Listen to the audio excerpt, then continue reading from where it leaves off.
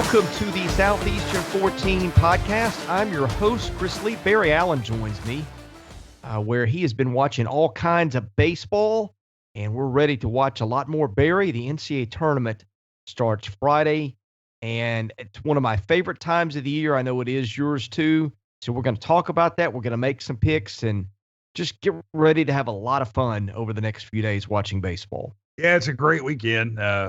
Softball World Series on right now, and then the baseball regionals start tomorrow. I think it is as early as 11 a.m. Central Time, and go through the wee hours of the morning. I think the last game starts at 10 o'clock Central Time tomorrow night. So this should be some all-day baseball tomorrow and all-day baseball Saturday and Sunday, and then if we have any games going on Monday, that those will take place as well. But tremendous time of the year, and something we didn't get to enjoy last year, but now it's back, and everybody's really excited about the start of the NCAA tournament. Yeah, I am as well, and let's talk about it. I've picked a bracket. I think you're gonna reveal your selections too.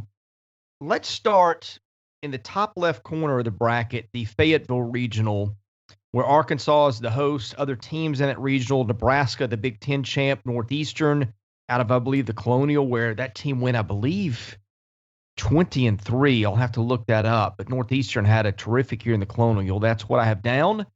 And, of course, NJIT, which will be the prohibitive underdog in that regional. I think Nebraska had a nice year and probably will travel well. Northeastern, kind of an underrated team, but I don't see any reason that the Razorbacks don't emerge on their home field. Yeah, I can't see myself picking against Arkansas there either. I think it's kind of a nice little deal where Nebraska's coming to town and taking on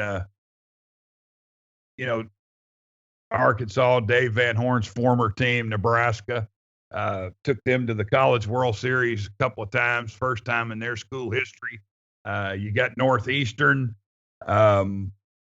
really good team from up north, very well coached by Mike Glavin, Tom Glavin's brother. Really good program from many years. And then New Jersey Tech, who used to be in the A-Sun and has switched now to a little bit more geographical help for them. If I'm not mistaken, they clinched their conference tournament championship in the parking lot. Their game was their tournament had a lot of weather issues, and they were named the champions and given the automatic bid in the parking lot of their stadium with their tournament, and they were very excited to be there. But good, some fun storylines, but this is Arkansas's all the way, and you would have to be really crazy not to pick the Razorbacks in this one. Yeah, I'm not going to spend a whole lot more time on that one because there's some other regionals that I think are up for more debate, and perhaps the one immediately below Fayetteville, that's Ruston, where you've got Louisiana Tech hosting 2-seed NC State, 3 Alabama, and 4 Rider. That one could be interesting. I've got NC State emerging. That's kind of the hot team. A lot of people think the best team in that regional. Alabama could, of course, make things interesting, although the Crimson Tide really didn't put together much of a sustained run all year. Barry, who do you have coming out of that one? Well, it's an interesting regional as well.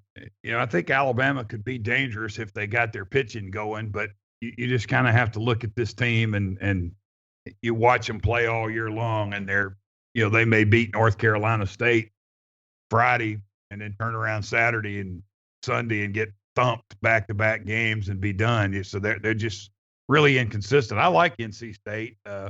I think they have a good team, but it's just something about beating Arkansas at home and beating Ole Miss at home this year, and having the schedule and the first time they've ever hosted a regional, after the devastating tornado 2 years ago and the new ballpark in Ruston.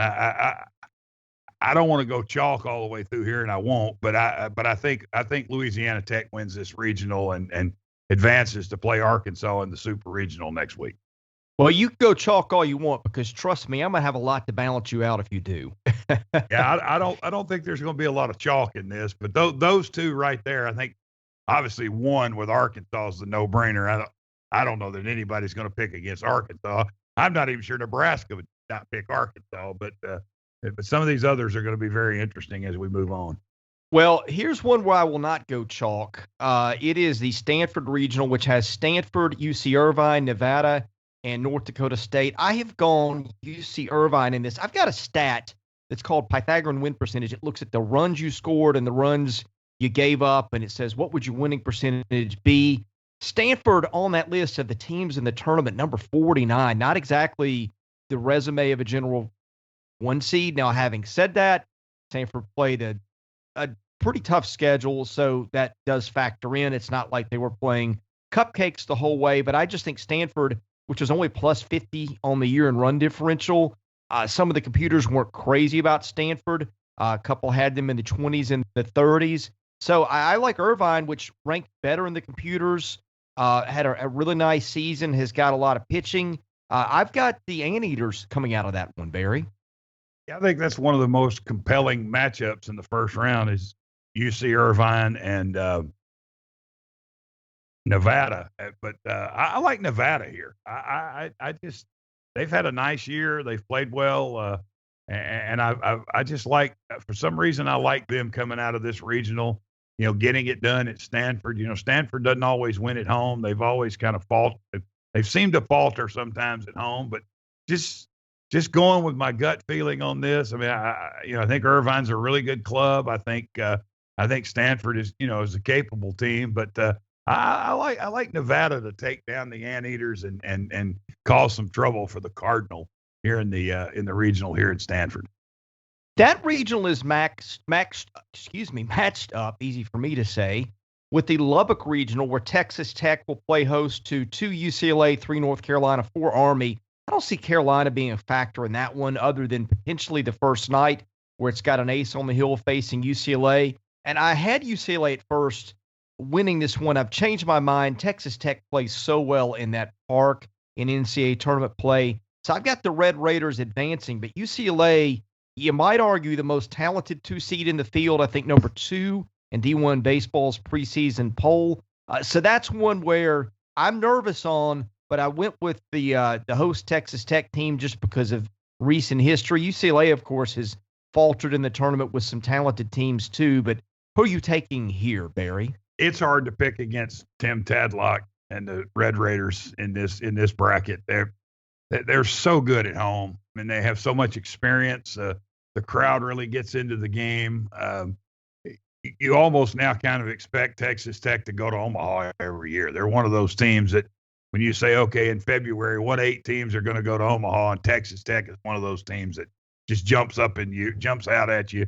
You just really kind of feel like they're among the elite teams in the country. And I like their lineup.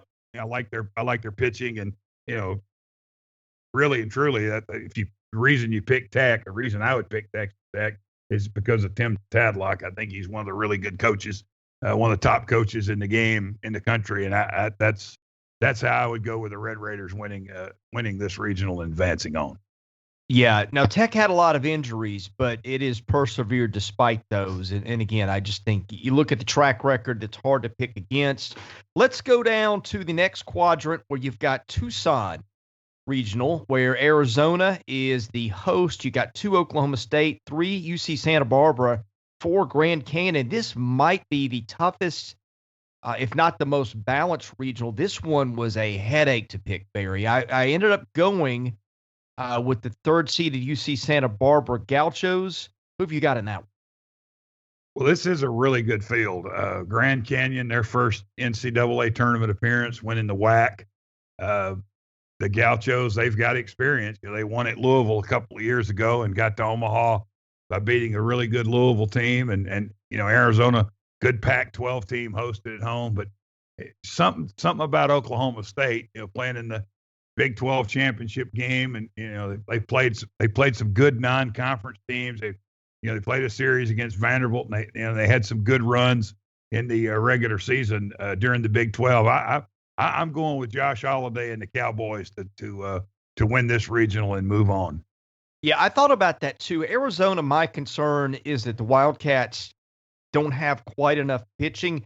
They've also got Grand Canyon in the first game where Grand Canyon beat them earlier in the year. I think Grand Canyon's got an ace there. State is kind of where I leaned earlier too, but I ended up coming around on UCSB. That's one of those, and a lot of these where I made a pick, but I don't feel great about it. And look, if Arizona came out of this one, frankly, if any of these four teams came out of this one, I don't think I would be shocked. I was going to say, I don't think I'd be shocked if Grand Canyon won. They're former NAIA power, alma mater of Ron Polk. I think they have a couple of NAIA national championships to their credit. At a beautiful ballpark. They're one of the nicest parks out west. And no, I wouldn't be surprised, if they won this at all. And I certainly wouldn't be surprised if they beat Arizona tomorrow in the round one, because they're one of those teams that Arizona's got to throw their best guy at. There's some of these schools, these teams out there that they're playing teams and they're going, we're going to hold our number 3 and put our number 3 in this game and pitch and can get by with that, or maybe even throw their midweek guy and get by with it. That's not one of these games. If Arizona threw their Tuesday guy against Grand Canyon tomorrow, I think Grand Canyon would win easily. But I think they could win this game anyway. They're a really fun club to watch, and I think people will get a real taste of them tomorrow if they tune into their game. I think they'll see a really good club. Here's another one that I would have in probably my top 5 most interesting and competitive regionals. That is the Oxford Regional, where Ole Miss hosts number 4 Southeast Missouri State, and you've got 2 seed Southern Miss just a little bit south of there. I would presume they'll travel where? In Florida State, I would think, will also travel from Tallahassee. That one is fascinating. Man, I want to go Ole Miss after what I saw in the SEC tournament where the Rebels discovered a little more pitching, but I'm just kind of concerned. Ole Miss has kind of had a history of collapsing in that spot, and you got Florida State there, a team that has just had a history of doing this time and time again, coming into the NCAAs without a lot of fanfare, and next thing you wake up and those guys are in Omaha. Southern Miss, I think D1 Baseball said had the best pitching in this regional. That one to me is kind of a 3-team toss-up. I went Florida State because of history, but that's another one where I wavered, and I don't have any degree of confidence in that pick. But you have to go with somebody, and that's where I went.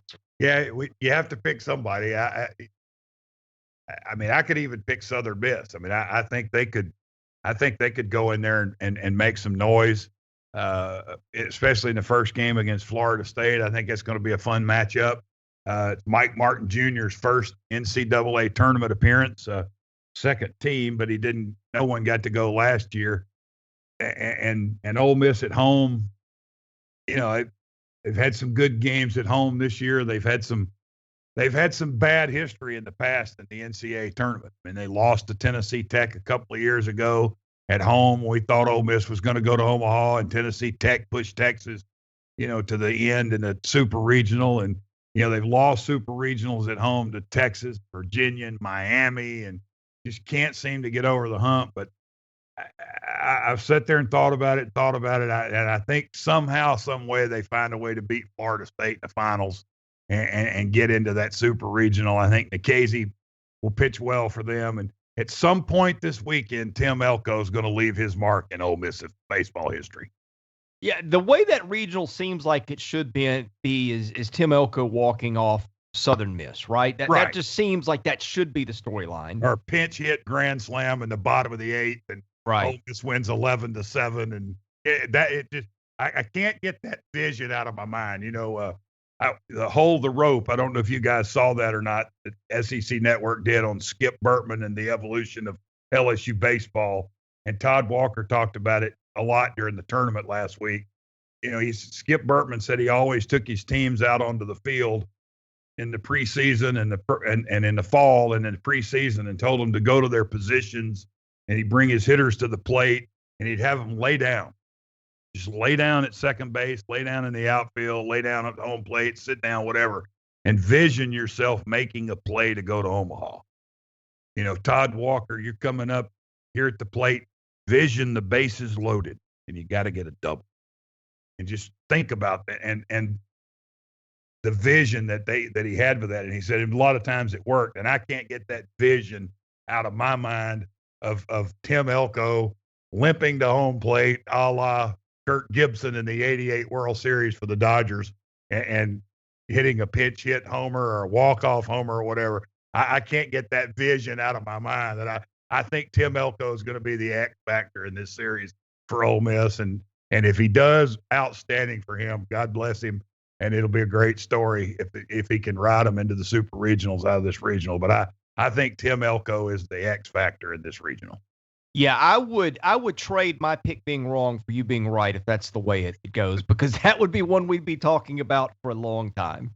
Well, as Al Michaels said many, many years ago when Bo ran the wrong way against Alabama in the Alabama-Auburn game and they stopped Fullwood short of the goal line, he said they'll be talking about this game until the year 2020. And, of course, that was last year. I mean, that was in 1984, and actually 2020 made it. When it became 2020, I go, well, I guess we ought to talk about Bo running the wrong way, because he said they were going to – I think they'd talk about this game for years and years and years to come if something like that happened with Tim Elko being involved.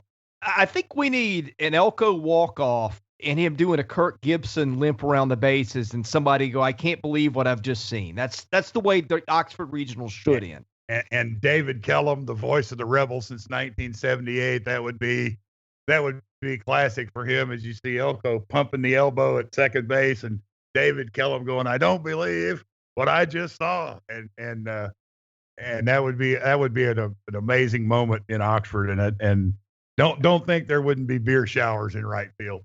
Oh, there would be plenty of beer. Well, Ole Miss, you can appreciate the gift we've just given you if that's the way it plays out. So, I ruined their weekend. Now they know what's going to happen. So. I really do want to pick Ole Miss because I really like the way they came along, but they have burned you so many times at this juncture. They have, but they did play so well in Hoover last week, and they got 2 big wins at Georgia the last weekend of the season to get them in this spot, and played really well in Hoover. And you just kind of saw a different team. They just looked different they played 4 games in Hoover, 5 games in Hoover, and 3 games at Georgia. They just looked different than they had all during the season. And and sometimes that's the way Mike Bianco's teams are. They're good clubs, and they get better as the year goes along. And I'm not saying they're going to Omaha, but I certainly feel like the mojo will be with them this weekend in Oxford, and it will be crazy. You mentioned, as you started talking about this regional, they will have people there. Southern Miss will have people there.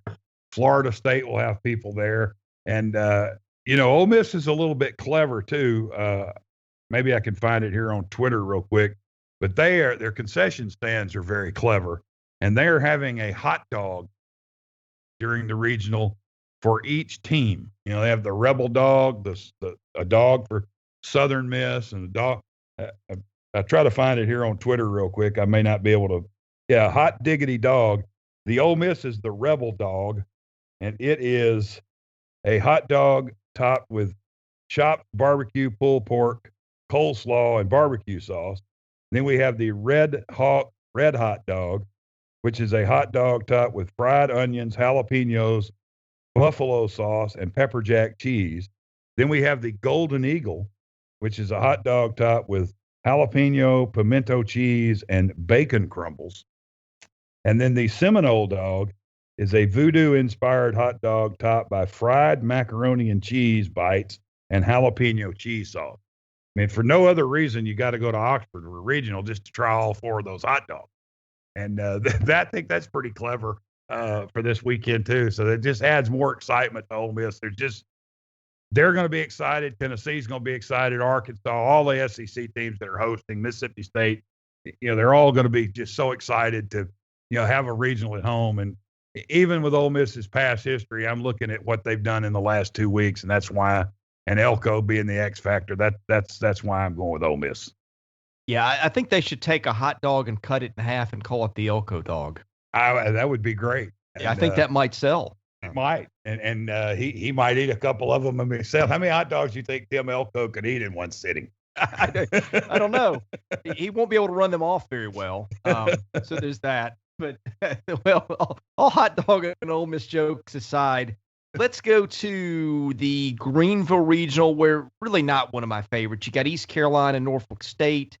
Norfolk State, one of the worst teams in the field. Maryland don't really know what we are. I've heard that they're talented. I don't know much about that. And of course, the Big Ten didn't play anybody outside the league. And Charlotte, which I think kind of overachieved. I've got ECU coming out of this one. Yeah, it'd be hard to pick against them. Maryland, a Power 5 team from the Big Ten. I saw a couple of their games this year. Had some good weeks and had some bad weeks. And in fact, I think a couple of years ago, Maryland played a series at East Carolina on a weekend, and Jake Kumacher, I believe is how he pronounces his name, threw a no-hitter against Maryland on a Sunday afternoon. So I think that's in the last couple of years that has happened. He's still with them, and so Maryland's been to East Carolina and played, and Norfolk State, making their first appearance, not one of the better teams in the field. I don't think they will challenge East Carolina. That will be one of those games where the Tuesday night guy more than likely pitches, or maybe the third starter, and save your guys for the Charlotte Maryland winner. I could see East Carolina will win this, and I could see them beating Charlotte, in the finals to advance. All right, I'm going to give you the next one. I'm going to give you teams, the strength of schedule and run differential in this one. Number 1 seed Vanderbilt, number 10 strength of schedule, run differential of plus 179. Georgia Tech, strength of schedule 25, plus run differential of plus 7, which was, I think, by far the lowest of the 2 seeds. Indiana State, strength of schedule 65, run differential plus 59, and Presbyterian, strength of schedule 200, run differential minus 46. I'm looking up and down some of these regionals, and it's just crazy how unbalanced some of these are. For example, I'm going to get to one in a minute where all 4 teams, or excuse me, 3 of the 4 had run differentials of over 130. And one that didn't is one of the hottest teams in the country from a power conference. I'll tease that and let you guess if you can figure out which one that is later. But the point I'm making for Vanderbilt is that the Commodores, I think, got about as favorable a draw as you could reasonably hope for. And I just do not see them, unless something's really wrong with this team, stubbing its toe in Nashville. Yeah, I think it's one of the easier regionals for a host team, to have, and maybe that, maybe that's how they kind of look at some of the seeding. But Georgia Tech, I don't think is a really strong 2. I don't think they had a great year in the ACC. I know they have a couple of wins over Georgia. They had some series that they won, but they also had some series that they should have won, didn't. So and Indiana State's been there before. In fact, they were at Vanderbilt in the Nashville Regional just 2 years ago. Presbyterian, we talked about that in our earlier podcast this week, being the school where Tim Corbin cut his teeth. And I think Elton Pollock, actually, the head coach, actually played for Tim at Presbyterian. So it's an interesting, some storylines there, Vanderbilt, Georgia Tech. I think they've matched up before, but it would be a shock to me. Not as much of a shock of Arkansas, but it might be the second best shock wave if Vanderbilt didn't win this regional among the SEC teams playing, if they do not get out of this regional this weekend. And I don't see any reason why they will not do that. Well, and I think Texas got just as easy of a path. If you go to the top right-hand corner, the Longhorns have got Arizona State, Fairfield, and Southern. Now, my 7-year-old son has picked Fairfield to the final. I do not, unfortunately, see that happening. I don't think Texas really gets challenged in this one, given how much pitching the Longhorns have, and, of course, they're playing in their own ballpark.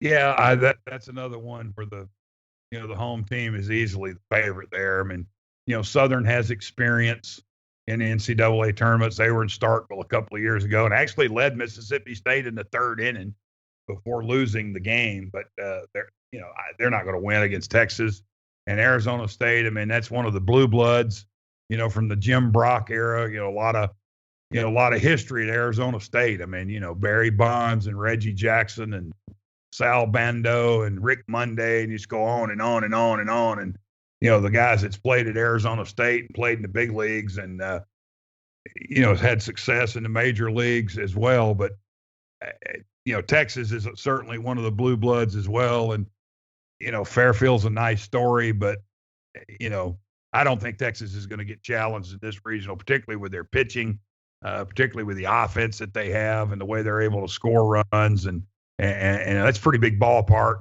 that they're used to playing in that some of these other teams may not be used to playing in. But Texas survives and moves on easily in this field. Texas is matched with the winner of the Gainesville Regional, assuming Texas wins, which I don't think either of us have much doubt about. That's got Florida facing South Florida on Friday, South Alabama, and Miami in that other game. This is interesting because it's a rematch if you get down to Florida and Miami of the season opening series, which Miami won in Florida's Park. But I like the Gators the second time around. I do too, but I think South Alabama could win this, and I think Miami could win this. I don't know that South Florida could, but I think there's three teams in Gainesville that if things go the right way, they could win. They could win this series.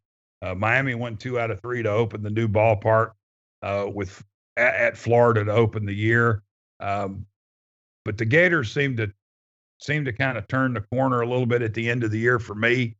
I know they had a couple of stretches of weeks where they were really good, but they were playing really bad teams.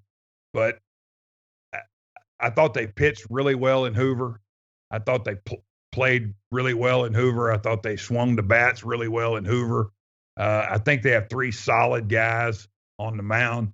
Wouldn't surprise me if Alamon started game 1 and they held Mace for Miami and or South Alabama or whomever in game 2. But I think first regional in Florida's new ballpark and this newfound team they have, he made some changes. I think he's now playing Hickey at third base, and he's kind of changed the lineup around a little bit. That shows you to me, as good a coach as Kevin O'Sullivan is and as good a team as Florida has, he gets into the SEC tournament and he goes, you know what? We can be better if we do this. And I think they asked Hickey, have you ever played third base? And he said, no, but I'll give it a try. And that kind of, to me, is how good a coach a person is, that he gets into his conference tournament and he's not afraid to make a drastic change with his lineup or a drastic change positionally to try to make his team better. I mean, he's still always trying to find a way to be better. And I think they were better in Hoover. I think they played really well the last weekend at Georgia, and I got the Gators winning this one. Let's go down to South Bend, where a lot of folks were upset Notre Dame didn't get a national seed. I can see how, frankly, I think that the Irish overachieved. I'm not sure they're as good as folks think. That is another one of those regionals that the computers weren't crazy about the teams in these, but I dug in a little further and I was a little more interested. These were teams that pretty much were dominant in the regular season in their own way. Michigan plus 104 in runs against an all Big Ten schedule. UConn plus 147. Central Michigan plus 195. That team scored 384, gave up 189. And I know it's the MAC, but my point is that was a team that dominated. The pitching is tremendous. I think this is probably the regional, other than maybe Arizona, where all 4 teams could win it. It probably the most likely where all 4 teams could win it. I've got Michigan coming out of it. Perhaps that is 2019 bias built in, where the Wolverines were unheralded, but had some pitching. I think UConn's pretty good too. But I've got the Wolverines emerging from this one. Well, I agree. I think any of these 4 teams could win this regional. And I'm going to say this about Central Michigan. This is a team that 2 years ago had the longest winning streak in the nation entering the NCAA tournament and went to Starkville as the 3 seed and beat Miami and gave Mississippi State what for several innings on Saturday night before losing, and then lost to Miami on Saturday. So Central Michigan, even though they played in the MAC, really good team. They've got 39 wins. If they win one game here, I think that's back-to-back 40-win seasons for them in the postseason. They're a cut it loose, have fun kind of team, and I like this team, and I'm very heavily leaning towards picking them to win this tournament. Michigan, those Big Ten teams with just playing the conference schedule, you don't really know. Notre Dame, had a ACC only schedule, and their 4 non-conference games were I think 3 was against Valpo. They did play. They supposed to play Louisiana Tech, a trip to LSU, and that did not happen. But they played Valpo 3 times, and they did play Central Michigan on April the 13th, and they beat Central Michigan 8-4 in South Bend. I would like to see Central Michigan match up with them. I'm going with Central Michigan in this regional just because I think any of these 4 teams could win it, and I'm gonna ride the Chippewas out in this one and just see what happens. And like I said, I'm not an all chalk kind of guy, and I've gone back and forth on this one between Central Michigan and Notre Dame, and I'm gonna take Central Michigan in this one in an upset. I'll do you one better. I have Connecticut as the runner-up, and I originally had Connecticut winning the whole thing. That is how hard to figure this one is. Yeah, I think any of these 4 teams could win. I didn't even mention UConn, but I thought they had a tremendous year and have played really well, all season long. Notre Dame, I'm still not 100% sure about Notre Dame just because the all ACC schedule and not a lot of non-conference games. I'd like to see a little bit more, from them, and Michigan playing just the all non-conference game, all conference games as well too. But I mean, Michigan's a very good team. National runner-up a couple of years ago, and I just think if you just wrote all 4 teams down on a card and folded the card and put it in a hat and got your son or somebody's next door neighbor to walk out and just pull one out of a hat and said, okay, this is who I'm picking. I don't think you'd be crazy, with any of the 4. And I could see any of these 4 teams winning this regional. Well, the next one is Starkville, and the computers think that State's got one of the easier paths here. And as I looked at this regional a little bit more, it's tougher than I gave it credit for when it came out. Campbell this year, and I know what's the Big South, scored 442 runs, gave up 255. Sanford is not an easy 4 seed by any stretch. I don't think they've got the pitching to get through, but that was a team that scored 414 runs. VCU comes in on a 21-game winning streak out of the A10. Of course, Mississippi State looked awful last time we saw the Bulldogs, but Chris Lemonis knows a thing or two about getting teams ready for the postseason. And, of course, I'm sure the atmosphere in Starkville will be electric, which is why I'm taking State to emerge from this one. Yeah, it would be hard. The atmosphere will smother these teams. I mean, Sanford's been there this year, and even in the midweek, ran against midweek pitching, and it was an ugly game. VCU is a really nice story, with a long winning streak, and Campbell's had good postseason experience and some success in the postseason, over the years. But you take Mississippi State at the SEC tournament. I mean, did they really want to be there? Was that the worst thing in the world to happen to them, to lose 2 and get on out of there and get home? I think I read an article. I did read an article. I didn't think about reading the article. I read an article, and I think it said that Chris Lemonis, when they got home on Thursday, he sent them away till Monday morning to just get out of here. And they went fishing, and I guess, just get away. And he said, don't even get over here. I don't want to see anybody. Just take some time and just rest and do something that's not baseball related. And a lot of times that's a really good thing for them, to recharge your batteries and do everything. Sanford's will be a good opponent.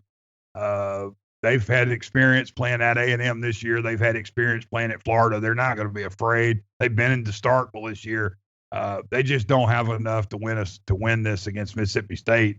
And I think, probably Lemonis is looking at some matchups and stuff, but the State has announced that Will Bednar will start game 1 against Sanford.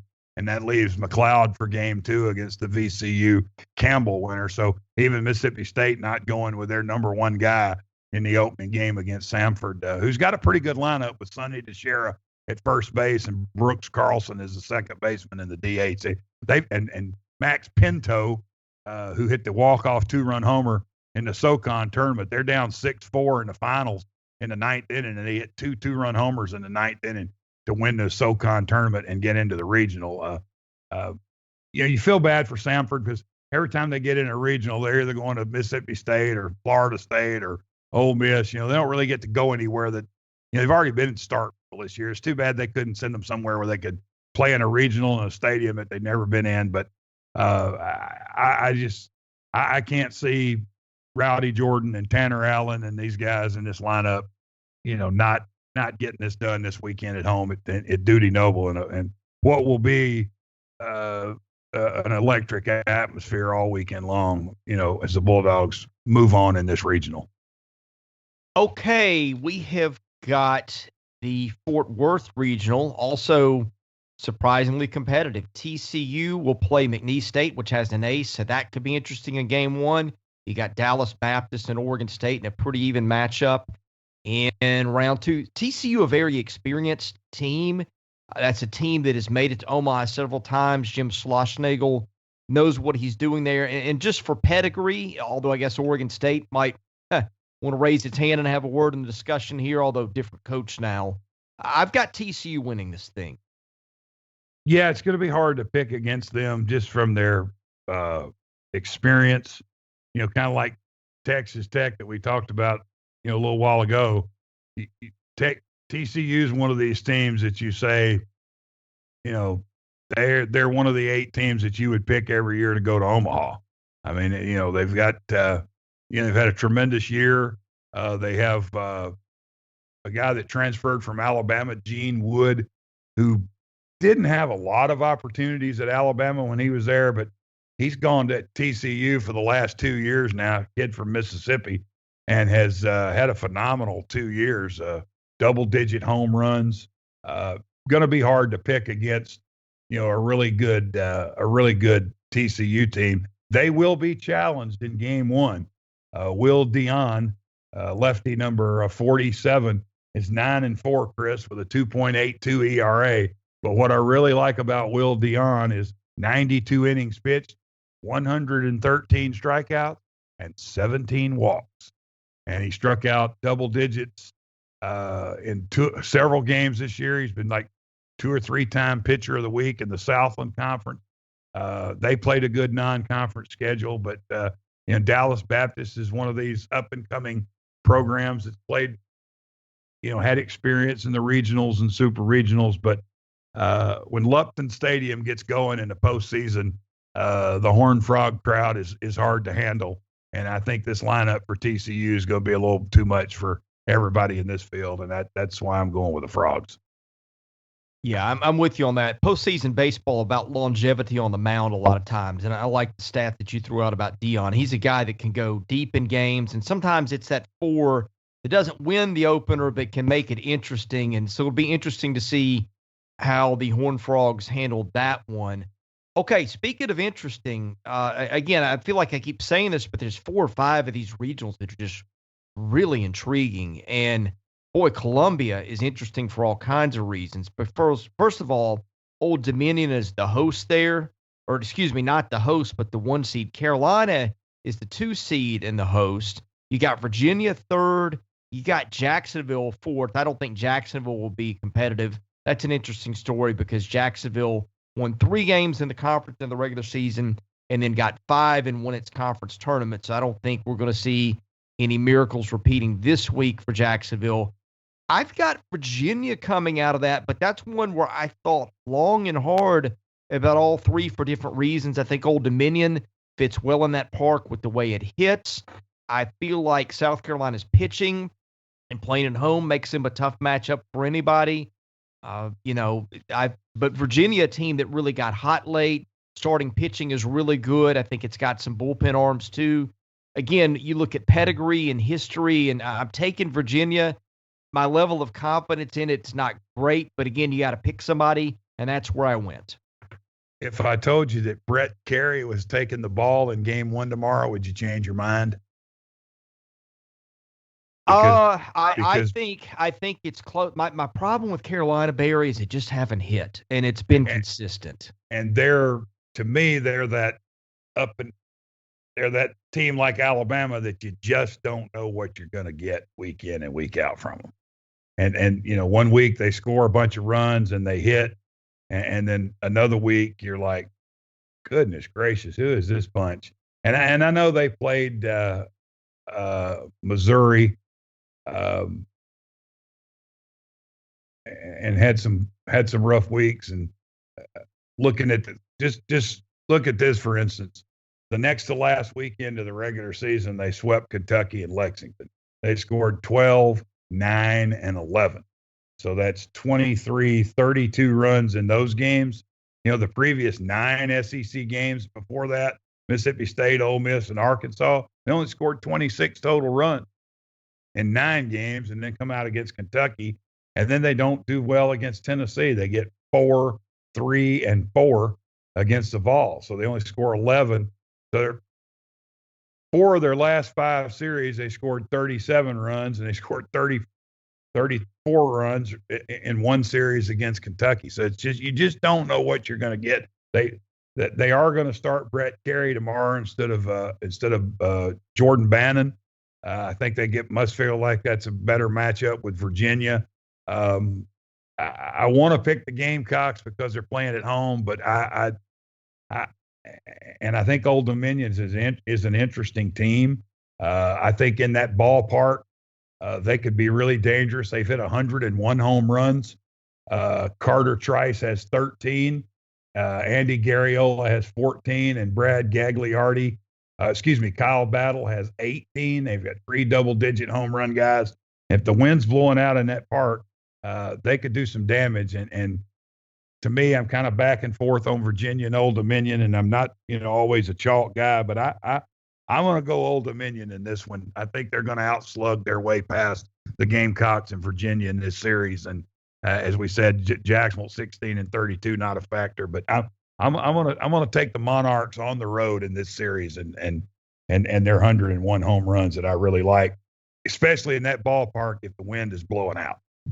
Well, when Carolina wins this series, they can thank me because I have clung to that bandwagon all year. I mean, you have heard me every week saying, I think this team is better than people think, and I'm finally jumping off where the rubber meets the road. So I feel like Carolina is going to just spite win this to get me. And if they do, good for the SEC because that's I mean, look, I would not be displeased at all. Right. You and I have championed them all year long. We have the Gamecock T-shirts all year long. And every weekend we get together on Sunday night, we talk, we chat with text and stuff and go like, dang, South Carolina did me in again. What is there? They just can't seem to get it going. And I know they had some injuries and I know that, they didn't run their best guy out there Tuesday in the SEC tournament against Alabama. And I know they don't have like one of the greatest histories of SEC tournament baseball. But that was one of the poorest performances of any team in any SEC tournament that I can remember in a long, long, long time. And I think they were very happy that they lost. Well, I don't think they were happy that they lost, but I think they were okay with the fact that they lost and they got on that bus at midnight that night. They were back in Columbia and they were trying to get ready for this regional. And I want to pick them, be it at home. I think Founders Park will be electric, but as Gomer Pyle used to say, you fooled me once, shame on you. Fooled me twice, shame on me. And that's not going to be shame on me this weekend. That's why I'm going with the Monarchs. Another interesting one involving an SEC team. Oregon hosts Central Connecticut State in the opener. Then LSU and Gonzaga go at it in what should be a really good game, I would presume, earlier in the day. I've got Oregon emerging from this. And frankly, I thought it was one of the easier picks in my mind. Yeah, I think it is. Actually, Oregon is going to play the first game tomorrow, and LSU and Gonzaga is the 9:00 Central Time ESPNU game tomorrow night. The Ducks, a lot of teams do that. Mississippi State's playing the first game tomorrow, and VCU and Campbell are going to play the they're going to play the night game. A lot of those home teams do that. LSU's always done that, but the Ducks taking the day game and going to let LSU and Gonzaga battle it out, in the night game. Marceau will pitch for LSU tomorrow, and LSU's saw some stuff from Paul Maneri. They went out yesterday. They worked out at a junior college yesterday in Oregon, and he says the starter for Gonzaga, I'm assuming it's going to be Gabriel Hughes, 10 starts, 4-3, 3.23 ERA, 67. No, I'm sorry. It's going to be Alec Jacob. My bad. He's 7-1. He's got 103 strikeouts in 76 innings. Paul Maneri called him a crafty pitcher, and he said we've spent 3 good days video on him trying to develop ways to put runners on base and to work on things to try to be successful against this team. I think LSU will be more offensive than Gonzaga, hitting 280 with Gonzaga only has 33 home runs on the season. I think they'll be more offensive, but I don't think they will be able to take down Oregon. That would be A.J. Labus going in game 2 against Oregon's ace, because I would be shocked if Oregon uses any weekend guy against Central Connecticut State. And it's a beautiful park, and I like Oregon coming out of the Eugene Regional and moving on to the Supers. Barry, would you like to guess which team in the country had the biggest run differential in terms of teams that made the NCAA tournament, and of course teams that didn't too? Anyway, this next team is one of the ones we're about to talk about. But anyway, who led the NCAA in run differential this year? Ooh, that's a good question, and I should know it because I should have the bracket right here where I could know where you're going. Who's next on the list? I'm going to say the Wright State, who's playing at Tennessee. They are, and let me tell you how big that is. Wright State was the only team that had a run differential over 200. They're plus 281. And look, I know, don't yell at me, Horizon League. It's not the SEC, the ACC, the Big 12. But that's pretty loud. I don't care what league you're in. When you score that many more runs against the teams you play, that's pretty dramatic. And somehow that gets a 4 seed in this tournament. The Tennessee Vols, I don't know who Tony Vitello ticked off, but I look at disparate fields. I look and I compare that one to Vanderbilt. It's not nowhere close. But anyway, that's the lot the Vols have. It's not going to be an easy one to get out of here in Knoxville. And then you got Liberty is a solid 3. You got Duke, a really hot 2. I like Tennessee get out of Knoxville just because that's how much confidence I have in that team. But my goodness, again, there needs to be reform with how this is done, because the draws just have not been very fair. Yeah, we talked about this, I think, in our Monday podcast, that if Tennessee's the 3 in the national seedings, then this would tell me that Wright State would be the 62nd best team in the field, 3rd worst team in the field, and I don't think that's accurate.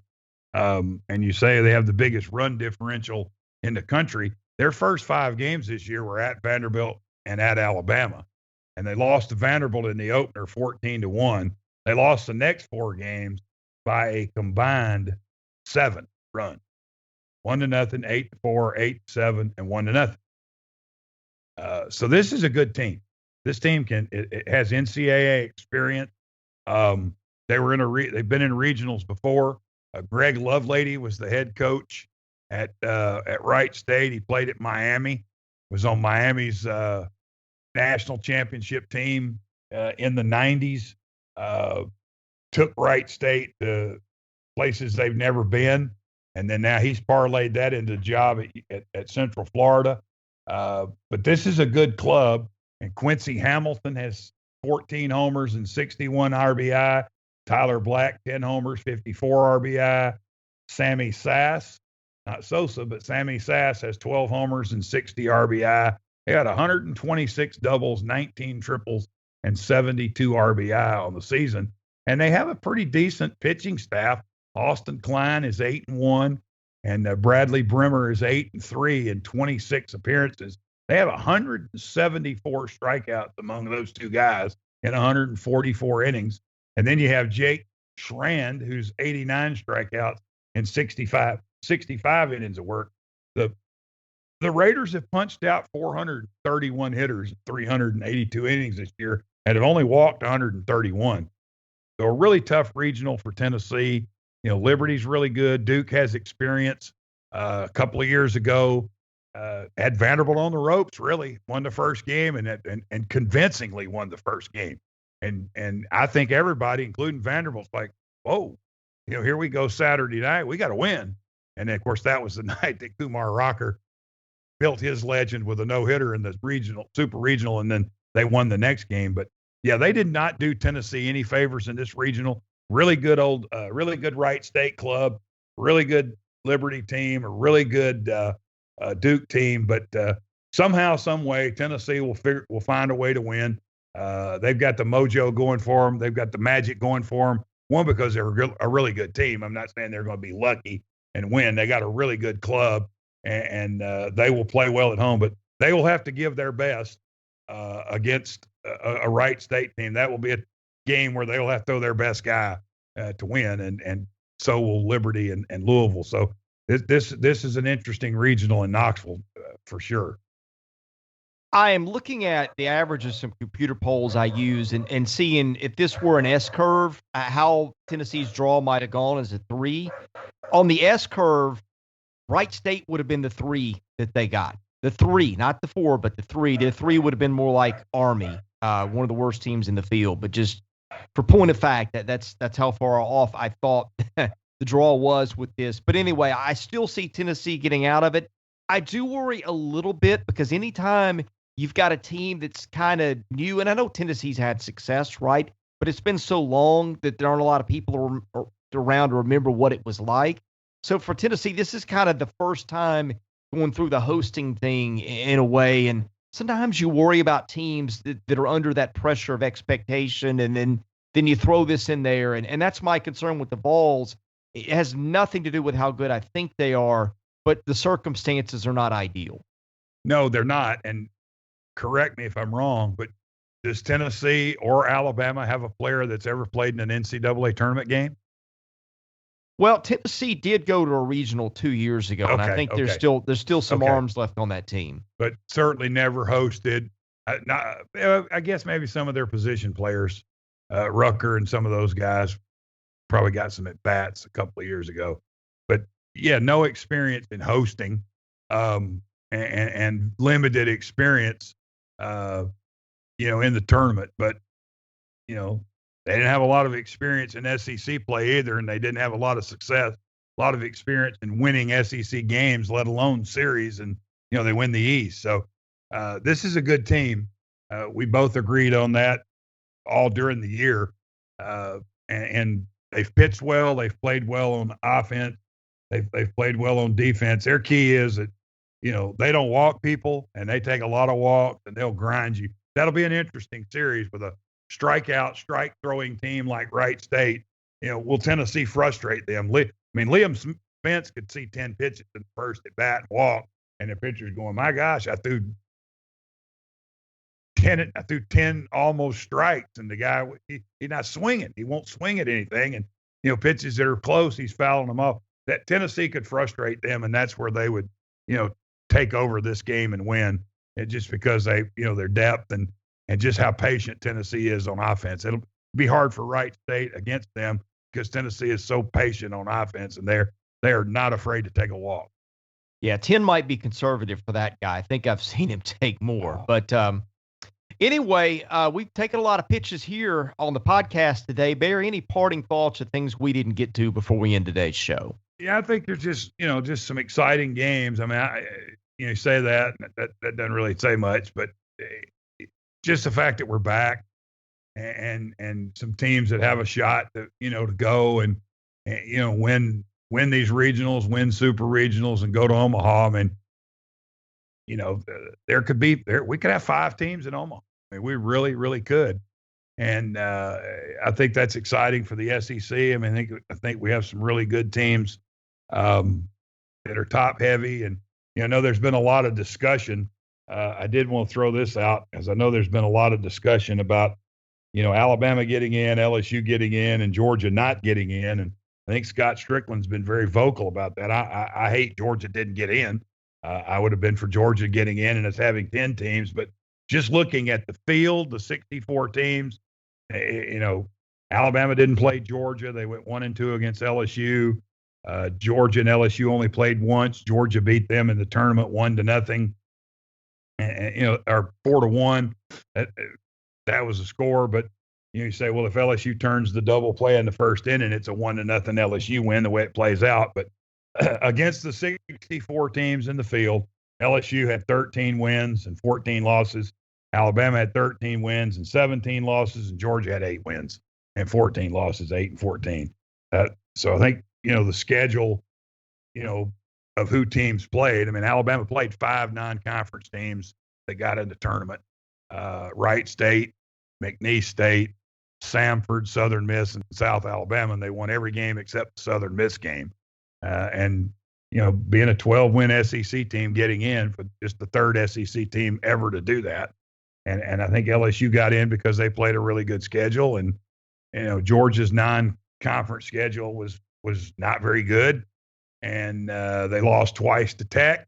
And they didn't play well down the stretch. And then they won, the one game in Hoover that they won. And then they were almost no-hit the next night by Arkansas. So, sad Georgia didn't get in. I wish they had them. We've gotten 10. But, if you're looking at that argument, you can easily see why with, 5 less wins against the field than Alabama and LSU, and particularly where they played down the stretch, that would have kept them out. But I think it's a good run for everybody. I don't think every team can win their regional, but 9 teams in, and it all starts tomorrow, and then we'll be able to figure out who wins this weekend and start talking super regionals after this weekend. But really excited to see the possibility of all these games taking place over the next 3 and 4 days.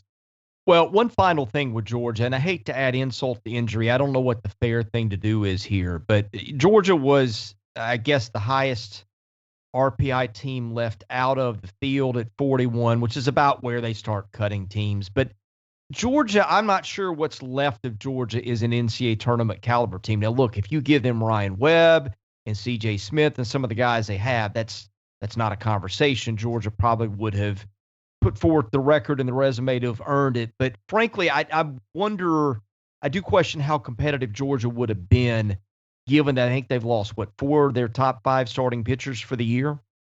Yeah, I mean, they struggled on the mound with injuries, and you go into the season and your number 1 and your number 2 is on the shelf. You're already behind the 8 ball because now you're throwing 3, 4, 5, and that's hard to catch up. It just really, sets a bad tone for you for the year, and then then lose a guy during the year, and then they had injuries during the season. I think at one point in time during the season they started 6 different guys at shortstop. McAllister was out at a time. I think Tate missed some time at the end of the year. In fact, I don't even know that he played. I don't think he played in the SEC tournament. Lost any of the 3 SEC tournament games. And their offense, other than the one game against Ole Miss at the end of the season, just didn't really seem to be there either. They, their 3 games in the SEC tournament, they scored 4, 2, and 0. I mean, they scored 6 runs in Hoover. Not a place that Georgia has had a lot of really good success with over the years anyway. They've never been a real good team in Hoover. But, starting April 27th, they lost to Tech. And I think what really hurt Georgia was that series loss at home to Auburn. And then the 2 losses to Arkansas. Obviously, that's not a bad thing, but that takes you to 2 and 5, and then 1 and 2 against Florida makes you 3 and 8. Lose to Tech, you're 3 and 9, and then 4 and 11 in your last 15 going to Hoover, and then you lose 2 out of 3 there. So you're 5 and 13 in your last 18 games, and that just kind of makes it hard to put a team in like that, particularly with their injuries. And if you put them in, and with all the people that are hurt, are they going to do any damage in the tournament? Can they win a couple of games? And then even in the last, those 3 SEC tournament games, even on offense, they just couldn't generate it. They just couldn't generate any runs. Well, Barry, it's been fun, and I look forward to next week when we've got lots of results to discuss, and just can't wait to do that. It'll be exciting. Let's enjoy the weekend, and watch as many baseball games as we can because there'll be a lot of exciting games with a lot of drama.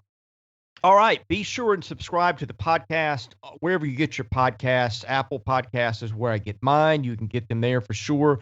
Follow us on Twitter at 14 Southeastern. Check out our website this weekend, southeastern14.com. We'll have lots of free content. Anyway, for Barry Allen, I'm your host, Chris Lee. Thanks for listening this week. We're back with more episodes of the 14 next week.